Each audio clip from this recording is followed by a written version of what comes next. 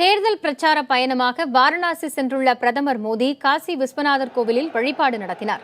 உத்தரப்பிரதேச மாநிலம் வாரணாசியில் பிரதமர் மோடியின் பிரம்மாண்ட தேர்தல் பிரச்சார பேரணி நடைபெற்று வருகிறது. காலை வாரணாசியில் பண்டித மதன் மோகன் மாளவியாவின் உருவ சிலைக்கு மரியாதை செலுத்திய மோடி அங்கிருந்தே பிரச்சார பேரணியை தொடக்கினார். வழிநெடுகிலும் தொண்டர்கள் திரண்டு வந்து மோடியின் கார் மீது மலர்களை தூவி வரவேற்றனர்.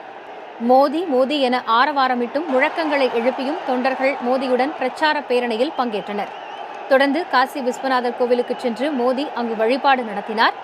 அதனையடுத்து வாரணாசியின் பல பகுதிகளில் அவரது தேர்தல் பேரணி நடைபெற்று வருகிறது.